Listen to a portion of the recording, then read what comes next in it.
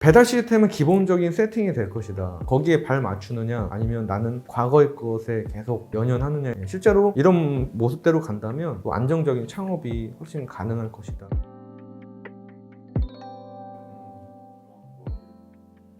현재 이제 코로나 이전부터 경기가 좋았다고는 할 수 없지만 코로나19의 여파로 이 경기 침체가 가속화된 건 맞아요. 그리고 특히나 이 공간을 활용한 장사인 오프라인 외식업은 크나큰 타격을 받았다. 그리고 통제라든가 이런 영향들 때문에 많이 타격을 입었는데요. 지금 많은 분들이 굉장히 힘들어하시고 돌파구를 찾기 위해 노력을 하고 계세요. 그럼에도 불구하고 저는 모든 분들이 마음만 먹으면 성공하고 더 내가 뛰어오르는 상황으로 만들 수 있다는 확신이 있거든요. 그렇게 되기 위해서는 뭐가 필요하냐? 첫 번째, 마인드인데 지금 이 상황은 나로서 변화를 하게끔 유도하는 상황이야 라는 것을 깨닫고 불평, 불만 상황에 빠져 있는 게 아니고 어떻게 내가 변화해서 이걸 타게 할지를 생각한다면 공부를 지금 억지로 하고 계신 거거든요. 자, 그러면 저로서의 솔루션은 뭐냐? 자, 지금 코로나19 때문에 오프라인이 지금 침체됐다면 반면에 온라인, 배달은 올라가고 있단 말이에요. 그러면 내 오프라인 매장을 어떻게 온라인으로서도 같이 매칭을 해서 추가 수익을 낼 수 있는지 이 시스템을 개선할 수 있는 아주 좋은 기회다라는 겁니다. 물론 저는 이제 그 개념으로 해서 이렇게 하고 있지만 많은 사장님들이 이게 아주 좋은 기회라고 믿으신다면 지금이라도 빨리 시스템과 어떻게 온라인을 같이 콜라보를 해서 준비를 하실 수가 있으세요. 배달 플랫폼에 대해서 빨리 공부를 하시고요. 남들보다 먼저. 그리고 내 매장에 어떻게 도입할 수 있을지를 글로 한번 써보세요. 메뉴 개발이 필요하면 메뉴를 다시 세팅해야 될 것이고 배달 플랫폼을 모른다면 공부를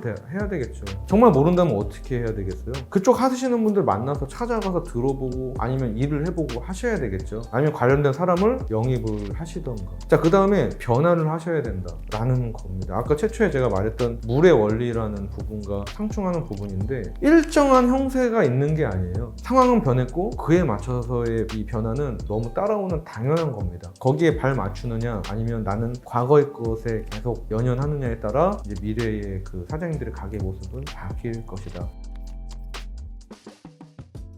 저희 회사에서도 준비하고 있는 건데 이제 코로나 이후의 상황을 지금 생각을 해요. 자, 우리가 이렇게 코로나를 겪고 나니까 외식업이라는 게 환경에 영향을 너무 많이 받는다. 그러면 코로나도 외식에 백신을 맞았다는 마음으로 한다면 환경적으로도 영향받지 않고 만약에 경기가 풀린다면 풀린 대로 할 수 있는 그런 시스템만 갖추면 이제 환경에 좌지우지하지 않을 수 있거든요. 그것이 뭐냐면 배달 시스템이 아주 안정적인 홀 매장 운영이다 라고 말씀을 드립니다. 필연적이에요. 이제 외식 시장이 바뀔 건데 단순히 홀에서 어떤 뭔가를 파는 그 개념에서 이제 한 단계 진화하신 분들이 나타나실 거예요. 그분들이 이 환경을 이해했기 때문에 접종을 막고 배달 시스템이 완전히 갖춰진 홀 매장 형태의 외식 업장. 그럼 홀이냐 배달이냐의 구분은 모호해지는 거죠. 배달 시스템은 기본적인 세팅이 될 것이다. 자, 그리고 또 하나 추후로는 월세가 아주 높은 곳보다 월세가 좀 낮더라도 좀 이면으로 빠져 있더라도 홀도 가능한 매장이 저렴한 이런 것들에 대한 인기가 많아질 것이다. 왜냐면 그 이유는 지금 현재 상황 보시면 알 수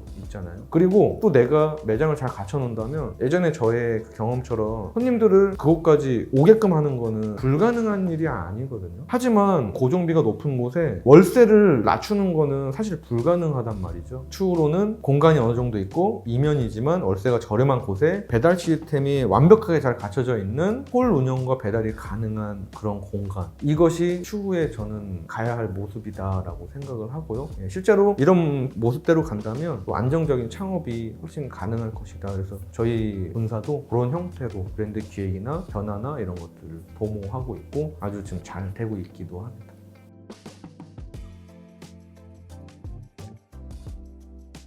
배달을 하시는 분들은 너무나도 많아요. 지금 배달을 하시지 않는 분이 없을 정도로. 근데 어쩔 수 없이 상위권 그런 매장과 하위권은 어떤 시장이든 마찬가지겠지만 나눠질 수밖에 없다. 근데 여기서 제가 드릴 수 있는 말은 상위권에 올라가는 게 어렵지가 않은 게 또 배달이다라는 거예요. 전체가 다 잘 될 수는 없는 게 이 자유경쟁 시장의 너무 당연한 논리인데, 그럼에도 불구하고 작은 노력으로 상위 클래스로 가는 게 너무나도 쉬운 게 배달 시장이다. 왜냐? 배달 시스템의 개념을 알고 계신 분들이 거의 없기 때문에. 제가 이런 예를 들어요. 오프라인은 대부분 다 전문가세요. 손님마저도 상권이 어떻고, 월세가 어떻고, 인테리어는 어떻고, 메뉴판은 어떻고, 메뉴는 어떻고, 손님 오면은 눈 마주치고 인사하고 등등등, 손님들이 조언을 해줄 만큼 다들 기본적인 지식이 상향평준화돼 있어서 인테리어에서부터 많은 돈을 들이고 노력을 해서 시작을 해도 이제 경쟁이 시작되는데, 배달은 아주 초기이기 때문에 작은 노력만으로도 큰 효과를 내는 아주 좋은 이제 시장이다. 제가 알고 계신 분 중에 전쟁이 끝나고 이렇게 시장에서 뭐 갑판대 놓고 파는 게 최초였죠. 그때 2대 3대째 되신 분이 큰 이제 자산을 축적해서 이런 얘기를 하신 적이 있어요. 자기 할머니 전쟁이 끝나고 하나 해서 그 지역에서 장사가 잘 됐다고 하는데, 그 하나 행동이 뭐였냐면 전단지였어요.